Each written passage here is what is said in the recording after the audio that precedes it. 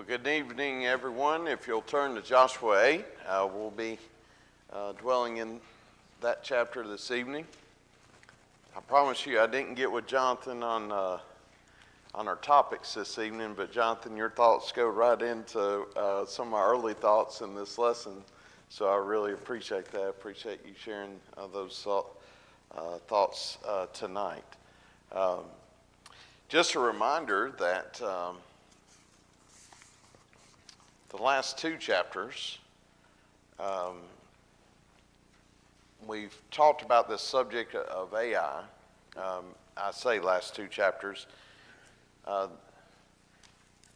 Taking the things out of Jericho was in chapter 6, but then the fall of Israel at Ai happened in chapter 7. Today we'll actually see the fall of Ai, see this story continued. And to me, chapter 8, there's two parts of chapter 8. There's basically verses 1 through 29 that kind of tell the story about it. But then there's also a reaction basically after this fall of Ai that we're going to look at. And to me, that's just one of those neat passages. If we're not careful, it's almost a historical passage, and we kind of run over it, but there's some neat things happening. A couple things just to remember. So the Israelites are going to enter the promised land, and this is land that had been promised to them in times past. What we're going to see in just a little toward the end of the chapter is there's some significance, historical significance about the location of where the Israelites are and why this is taking place. But Jericho was basically a big obstacle right there when you cross the Jordan. Here's a powerful city, and they defeated Jericho first, and Ai was the second obstacle, I guess you could say. And there's a few things just about numbers that we'll look at just here quickly. Notice in chapter 7, remember back verses, look at verse 3. In chapter 7, remember Joshua sent a couple spies, and they came back and said to him, "Do not have all the people go up, but let about 2,000 or 3,000 men go up and attack Ai. Do not make the whole people toil up there, for they are few." So about 3,000 men went up there from the people, and they fled before the men of Ai. And of course, we see in verse 5 that 36 of the Israelites were killed. So former math teacher, so numbers jump out to me every once in a while. A couple things as we look at numbers. So 3,000 went to attack Ai. We're told they're few, but we're going to jump ahead just a second. Let's see, verse 25.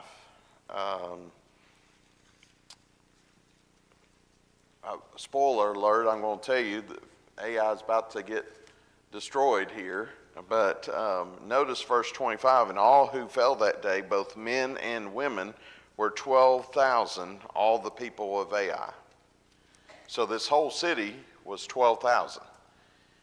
And so when the two spies went up, they had just attacked Jericho. They felt like, well, don't have many go up, because here we see all the people, counting women and children, everybody, were 12,000. So that's where they felt like maybe 3,000 would be fine to go up. I say all that to preface our story as we get in tonight. Now I will say, just a casual reader, if you just jump in chapter 8 and just read, like I've mentioned about the book of Joshua, sometimes the book of Joshua won't tell you just things in a linear pattern. It'll tell you part of the story, but then it'll almost repeat some of the story and tell you a little bit more about it. and sometimes a little bit more. And that's what the case is here in chapter 8. If you're not careful, you get mixed up with, okay, how many groups were there? And it almost appears like there's multiple groups of Israelites. But the way we're going to read it tonight, I'm going to break it up to divisions of verses, and that's on purpose. Because if you just start at the verse 1 and read all the way through, if you're not careful, you kind of get mixed up and confused. So we'll just kind of break it up into sections. And so tonight I'm going to do things a little bit different. I've been telling you some of the stories that or the lessons that we learned. Tonight I'm going to ask you some of those lessons. And I have some things written down, but you may have some different lessons that we can learn as well from these verses. So let's just dive in. Let's look at verses 1 and 2. And the Lord said to Joshua, "Do not fear and do not be dismayed. Take all the fighting men with you and arise and go up to Ai. See, I have given into your hand the king of Ai and his people, his city and his land. And you shall do to Ai and its king as you did to Jericho and its king, only its spoil and its livestock you shall take as plunder for yourselves. Lay an ambush against the city behind it." So there's a couple things we're going to notice about this city as we go along. One thing that we notice last week, a few little tidbits. Look back chapter 7, verse 2. So the city is east of Bethel. But notice what Joshua said. He said, "Go up and spy out the land." And the men went up and spied out Ai. So what does that tell you about Ai? Where was it located? It's on a hill. Okay. Now, in this case, it's referring to a hill. It could refer to north or whatever as well. But in this case, it's talking about a hill, and we're going to bring that up here again a little bit later in verse, later on in chapter 8. But first of all, what are God's instructions here in verse 1? Don't be afraid. Do not be afraid, or do not fear, do not be dismayed. That is a constant theme throughout the book of Joshua. And it's a constant theme. We've mentioned it several times in our study so far, but it's something we need to hear, of not being afraid. I'm convinced one of the biggest tools that Satan tries to use, at least in my life, is doubt, and not so much being afraid as far as scared afraid, but afraid that whatever our plans are, that they're not going to come to fruition, or that we're going to fall on our face, or whatever it is. And so similar here, Joshua is being told, do not fear, do not be dismayed. So what happened in the last chapter? They were defeated, and their hearts melted. They became as water. And so God's first instruction to them here is, do not fear. I'm convinced that God's instruction was that because they needed to hear that. I'm convinced many times what we read in the Bible and these things that we hear repeated over and over, it's because we need to hear those things. We need to constantly hear that. And there's a reason why Joshua and the children of Israel need to hear that. They're going into unfamiliar territory. This is out of their comfort zone, if you will. It's new territory. And they're constantly being told, do not be afraid. But what else does God instruct here?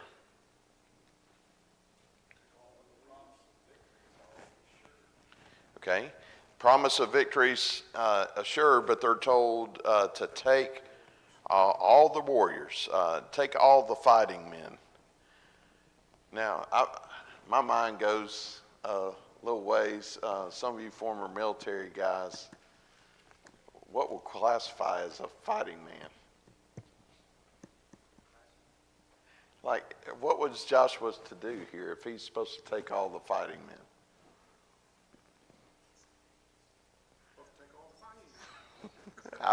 I'm just curious how Joshua picked out. This is not the first time Joshua was told to do this. You remember one of the things we talked about, Moses asked Joshua, hey, you go select the men. And so Joshua was trained in this. And so that's one thing interesting there. I don't know how he did it, but he was told to go take all the fighting men. Now, we know from sheer numbers here, the children of Israel is a lot of men, but we'll see how many men he took. Weren't they the men over 20 years of age that were in the census? Remind me exactly what time frame that census took place. One of them, the last one, took place right before we crossed it. Okay, so they did take a census in Numbers. I remember that somewhere. I'm not recalling exactly which chapter that was. So that would have been part of that group. Now this would have been maybe a few years past that, but also what we see, well, just jumping to verse 3, so Joshua and all the fighting men rose to go up to Ai, and Joshua chose 30,000 mighty men of valor and sent them out by night. So how many did he choose? He chose 30,000 mighty men of valor. I'm getting the impression from these words that these were the best fighting men that they had. And here there's 30,000 of them. Now remember, how many are in the city? 12,000 total. Men, women, everybody. 12,000 total in the city. But he chose 30,000. But so God's instructions were two things, really, if you want to sum up. Do not fear, do not be dismayed. Take all the fighting men with you. So from verses just 1 and 2, what are some of the lessons that we can gather? Now, I think one was mentioned here a minute ago.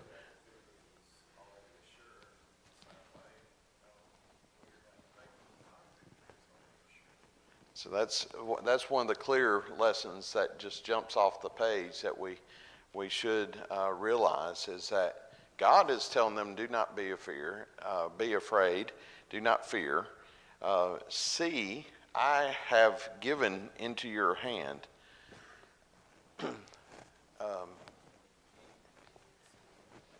He's given them all of that. He's saying, see, I've given that.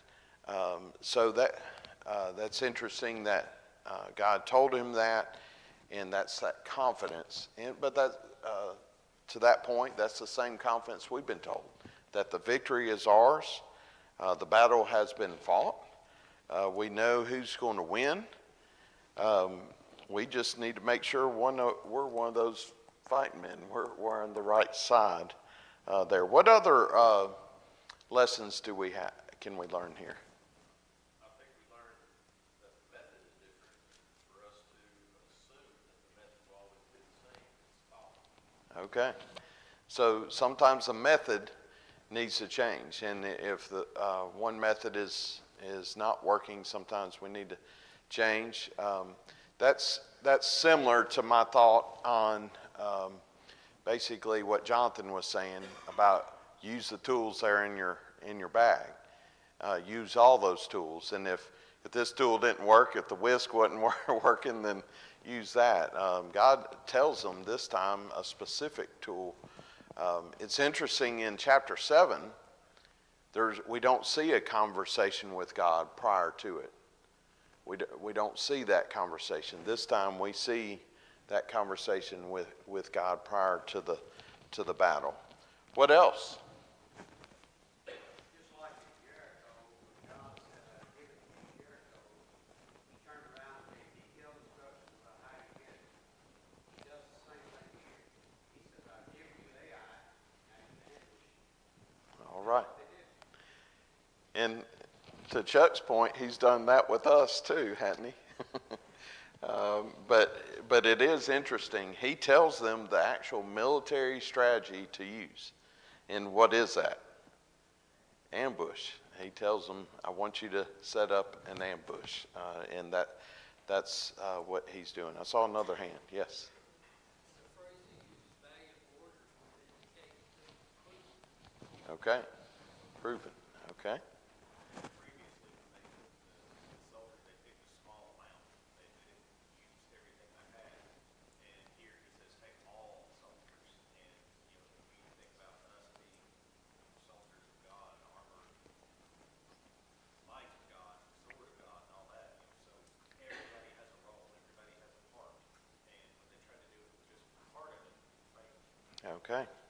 Good thoughts. Yeah, we'll see that here in just.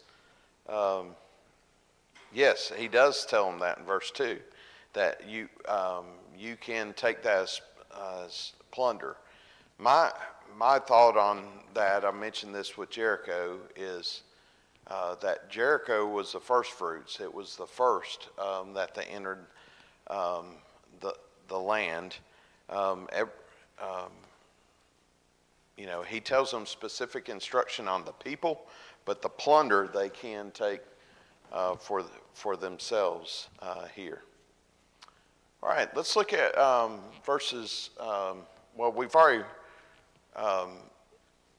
read verse 3, what Joshua did, but notice verse 4 as well. And he commanded them. So he's gathered these fighting men, these 30,000 mighty men of valor, and it says that he sent them out by night. This is one of those little phrases that he's telling you part of the story, and he's going to elaborate a little bit more. So he's saying he's going to send these out by night. He commanded them, and the them is the group that he's sending out by night. Behold, you shall lie in ambush against the city behind it. Do not go very far from the city, but all of you remain ready. So he communicates God's instructions. He commits, like Mike mentioned, he communicates the specific instructions of what to do. So the instructions that God told Joshua, Joshua passed on to the people. So he's sending out a group to go lay in ambush. But notice verses 5 and 6.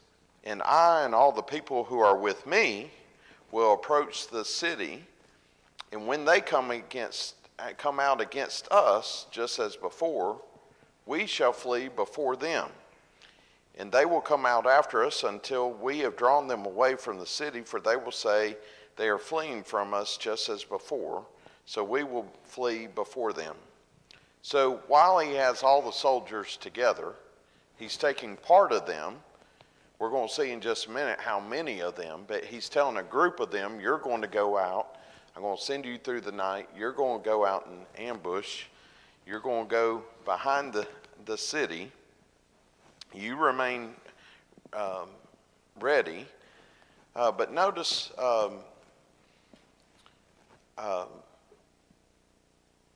he now is revealing that he is going to be with another group of people. And they're going to go out against the city just like before, just like the similar attack. And then he tells them, we're going to flee from those people when they come out, and we're going to draw them out of the city. When we draw them out of the city, then you're going to attack. And so he lays out this plan from them. Now he jumps ahead Notice verses 7 and 8. Then you shall rise up from the ambush. So what group is he talking to here? The smaller group that he's going to send out. Then you shall rise up from the ambush and seize the city, for the Lord your God will give it to your hand.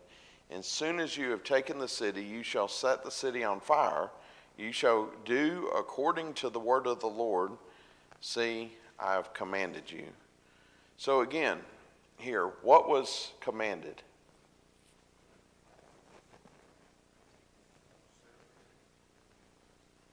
I heard several things but didn't hear them clearly. Take the city. You're going to ambush the city. When you ambush the city, what are they going to do to the city? Set it on fire. We're not told exactly why he explains, but what is the explanation for that here? What are the words here? You shall do according to the word of the Lord. So that's the explanation that they're told. You're to do this because God's commanded you, and Joshua is passing that on. One of my thoughts on this, the reason why Joshua is emphasizing these words, is because who's going to be left in the city? Those of you that read ahead. The non-fighters, the women and children. But he's emphasizing to them, as soon as you have taken the city, you shall set the city on fire. You shall do according to the word of the Lord. See, I have commanded you. Remember, they were defeated before because somebody didn't follow the command. Now they're being emphasized every point of the way that God has commanded them this. And what's going to be the result if they do follow the word of the Lord? Victory in verse 7. For the Lord your God will give it into your hand. So they're being assured of victory if they follow God's law. So what's the lesson for us in that? Exactly. I think that exact point is being emphasized here in this story. We see it really from both of those chapters. We see what happens when God's word is not followed. We see what happens when God's word is followed. And that's going to be repeated a little bit later in this chapter too. We'll come back to that point, and there's a reason why all this is lining up like it is. And of course, we have the pleasure of seeing these things after the fact. But notice verse 9. So Joshua sent them out, and they went to the place of ambush and lay between Bethel and Ai to the west of Ai. But Joshua spent the night among the people. So he sent out this group, it says to the west. Now, what I didn't research is what the city of Ai was exactly, but apparently west was considered behind the city, but it's up on a mountain, so apparently it was able to be accessed by the west, but it's possible that Ai was not able to be accessed on the other sides of the city. So yes, so we know that about the front of the city where Joshua is going to be there. So, all right. So where was Joshua going to be? Where did he stay here? What now? Okay, on the other side of the valley with who? With the people, with the bulk of the people. To me, that stands out as a lesson. What could Joshua have done here?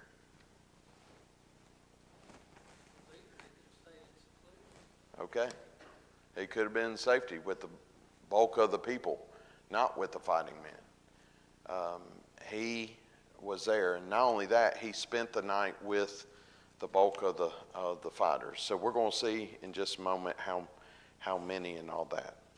So notice verse 10, Joshua arose early in the morning and mustered the people and went up. Now some of you guys know what mustered means, but until I went on a trip last year, I didn't really know what mustard means, but we mustered everywhere. We mustered every day there, but it's interesting that Joshua rose early in the morning. And I've said this before, you know,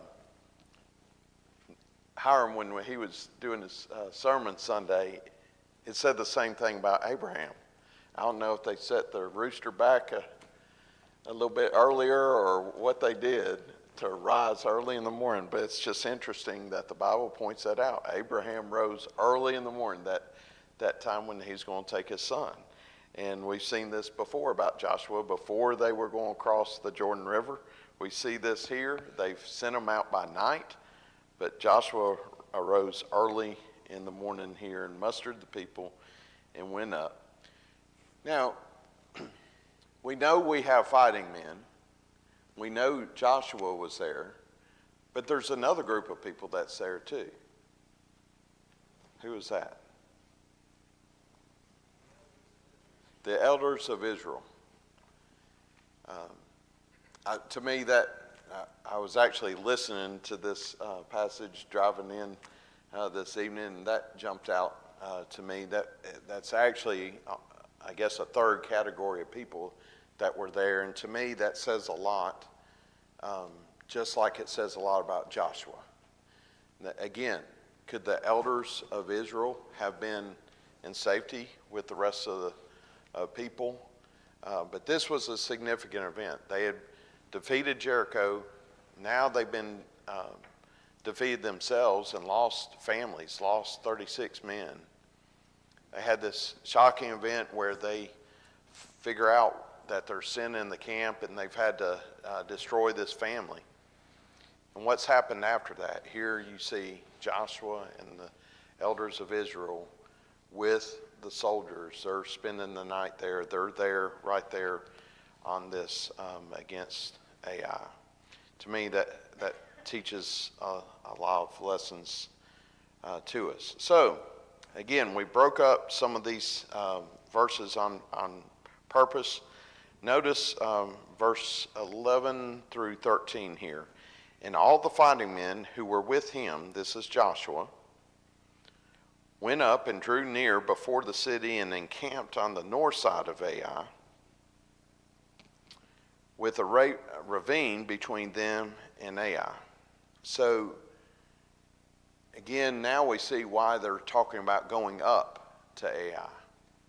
It wasn't going up necessarily because it was north, because they're on the north side of Ai, okay? But it's going up because it's up a hill, and we see here it's a ravine between them and Ai. And again, this, if we go back to the first of the passage, this area is between Bethel and Ai. So it's between one hill and another hill. So Ai is on one hill. Or mountain, whatever you want to call it. And so, notice verse 12. He took about 5,000 men and set them in ambush between Bethel and Ai to the west of the city. This is not a third group of people. It's just Joshua coming out and giving you a little bit more information. So he sent 5,000 to do the ambush. So that, how many does that mean Joshua has with him? 25,000. All right, somebody's doing the math. I'm trying to teach a little math lesson in here. So if he gathered 30,000 total, he sent 5 to the ambush. That means Joshua has the bulk with him. So notice verse 13. He tells you a little bit more. So they stationed the forces. The main encampment, that's the 25,000, that was north of the city, in its rear guard west of the city.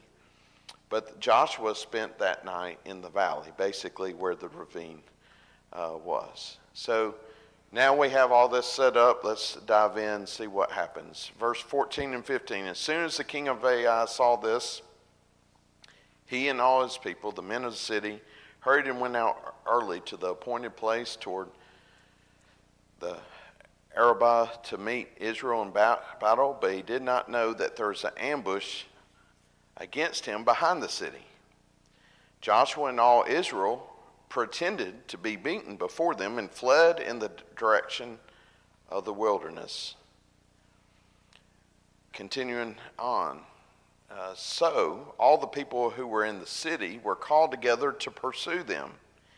And they pursued Joshua. They were drawn away from the city. Not a man was left in Ai or Bethel who did not go out after Israel. They left the city open and pursued Israel. So Joshua had 25,000 men. I don't understand how, I don't know how many men. We know it's 12,000 total in the city, men and women. But there wouldn't be more than half. It'd probably more like a third or whatever.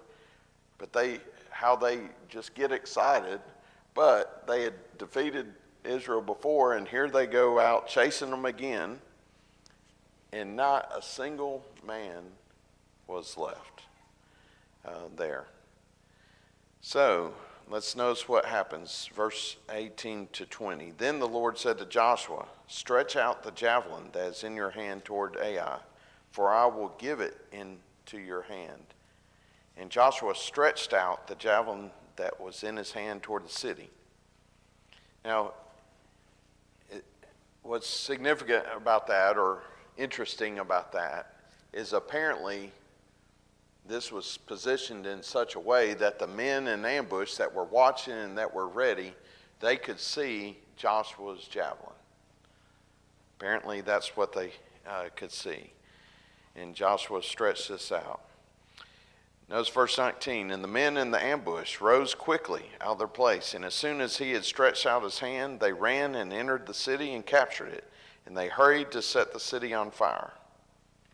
So when the men of Ai looked back, behold, the smoke of the city went up to heaven, and they had no power to flee this way or that, for the people who fled to the wilderness turned back against the pursuers. Can you imagine their feeling when that happened? Here they all come running out, excited for the victory, but then all of a sudden they turn back and they see the smoke of the city. They knew their wives and kids, their homeland was there. They knew that they were captured. They couldn't go one way or another. Their hearts just had to fall. Notice verses 21 to 26 here. And when Joshua and all Israel saw that the ambush had captured the city, and that the smoke of the city went up, then they turned back and struck down the men of Ai. And others came out from the city against them. So they were in the midst of Israel, some on this side and some on that side. And Israel struck them down until there was none left that survived or escaped. Now, I don't know what color jerseys they had on, Derek, but they obviously knew who was on one side and who was on the other. But here you had the soldiers that were in the city that had set it on fire. They came out against. You had Joshua and the 25,000 that were with him that they came out against. So verse 22, and the others came out from the city against him, so they were in the midst of Israel, some on this side, some on that side, and Israel struck them down until there was left none that survived or escaped. But the king of Ai they took alive and brought him near to Joshua. When Israel had finished killing all the inhabitants of Ai in the open wilderness where they had pursued them, and all of them to the very last had fallen by the edge of the sword, all Israel returned to Ai and struck it down with the edge of the sword. And all who fell that day, both men and women, were 12,000, all the people of Ai.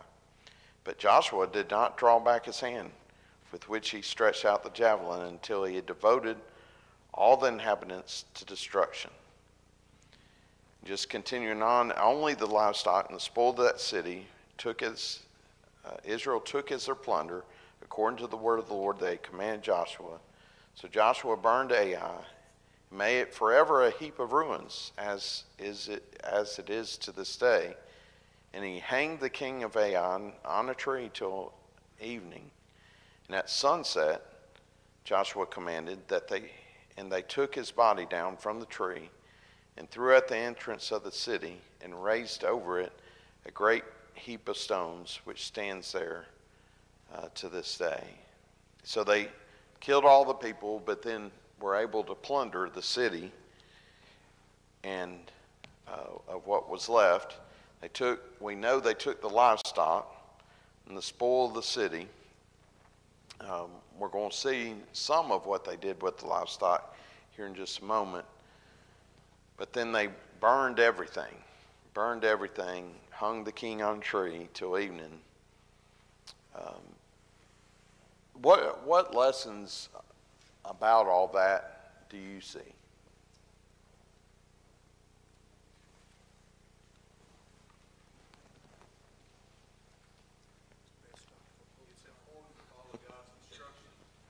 All right. Both of those are exactly similar. It's best to be not oppose God, and we need to follow God's instructions. I don't know 2 chapters in the Bible that doesn't show that. I mean, I know there's multiple chapters in the Bible where we see that, but here's direct situation of what happens with God, without God, with the same city. And numbers don't matter. Numbers don't matter to God. It's whether you're with him or without him. They had the numbers even before, even though they sent 3,000, they could have sent more. But I'm convinced had they sent 30,000, they still would have been defeated because they weren't with God the first time. But we see here they were with God, and it's important to follow all of his instructions wholly, completely.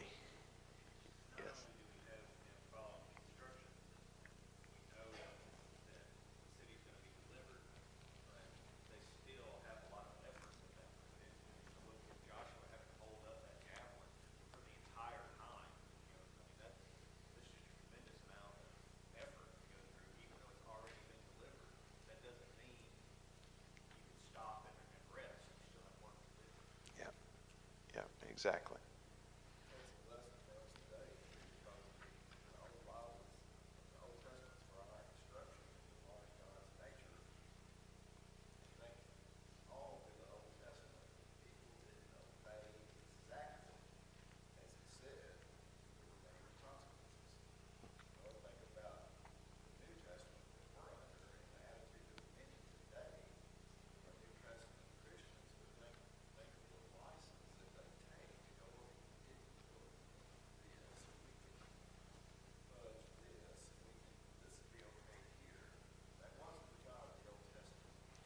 Well, I'm convinced it's not the God of the New Testament either. Yeah. It,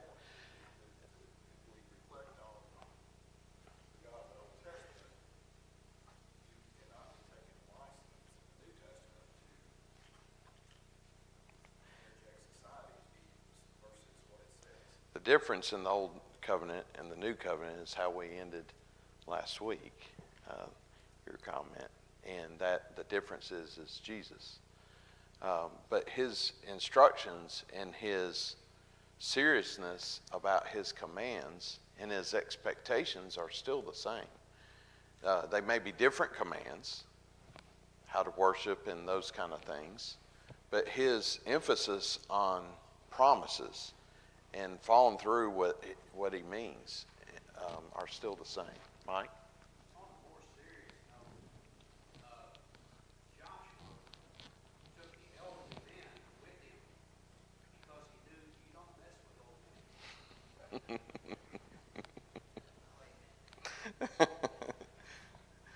Who's he talking about? Who are you talking about? All right.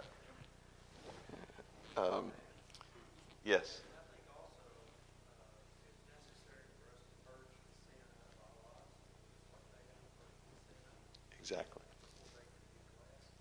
We don't do that. We're obedient to the gospel, and after that we can't live with the secret sins and rebellion against God. That has to be purged out of our lives. And that's reinforced here with this chapter. Now, I do want to get to 30 through 35, so y'all bear with me for just a few minutes. We've got about 7 left here.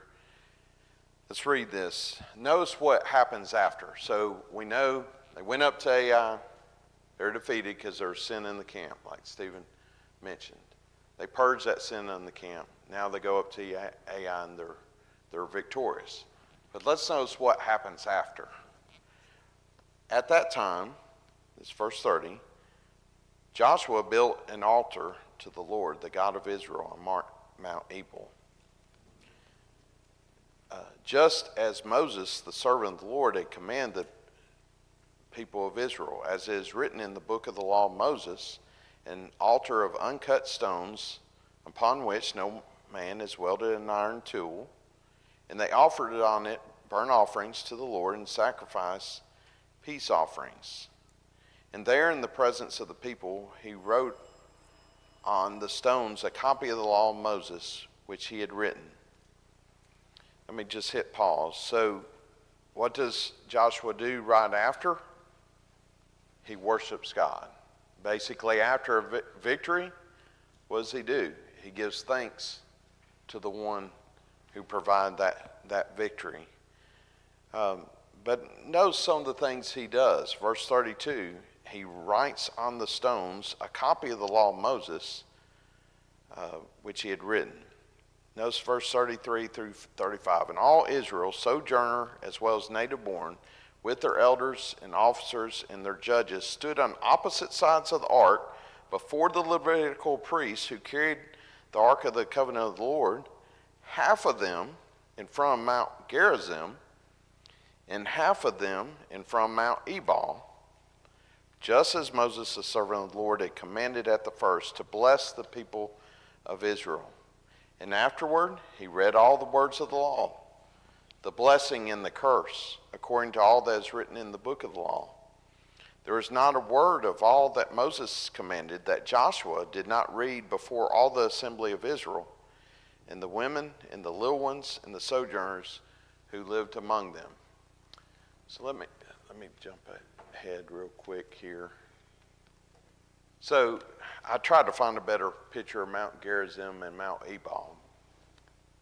But the way these two mountains were, from what I understand, I haven't been to that area, but someone could speak in that valley, and the people on the two sides could hear very clearly. But what was in that valley? It's a significant, it's a valley of some significance. It's Shechem. This is one of the first places that Abraham came to when he entered the promised land. Genesis 12, verse 6. What else was there? Jacob's well is there in Shechem. So Jacob had settled there, dug a well. Joseph, if we jump ahead, Joshua 24, later they bring his bones. They had brought them out of Egypt. They buried Joseph's bones in this area. So this area is a significant area. Just jump into the New Testament. In John 4, Jesus meets the woman at the well in Shechem, Jacob's well. Remember what she said, our fathers say we should worship in this mountain. That was Mount Gerizim. The Samaritans had worship there. So this area is a key area. Because it's that first area that Abraham goes to, it's no surprise that this is the first area that they're coming to, basically after they defeat Jericho and that sort of thing. So this is a neat area. Tradition has that Mount Gerizim back at that time was a green, lush mountain, and Ebal was more barren and rock. I don't know. I couldn't tell that from the pictures. I don't know if it's different today. We're not really told that. But if that is the case, then you have blessings and cursings on the two sides. But it's interesting, here they are hearing the blessings and cursings of the law read to them from God's word, and that's what they've experienced. They experienced the curses of God basically when they didn't follow God's word with the fall of Ai, with the first battle. But then they experienced the blessings when they did follow God's word. And so to me this passage here in verses 30 through 35 is significant. And if we're just casually reading, we could just run all. But this is a historical place and a historical event that takes place. And what I gather from that is further emphasis that we need to understand who God is. They expect us to follow him. And if we do follow him, we will be blessed. If we don't follow him, we're going to be cursed. And I hate to simplify it down to that, but that's really a lesson that we need to learn, and important lesson. And that's what he's trying to emphasize here. Thank you so much for your attention, for your comments.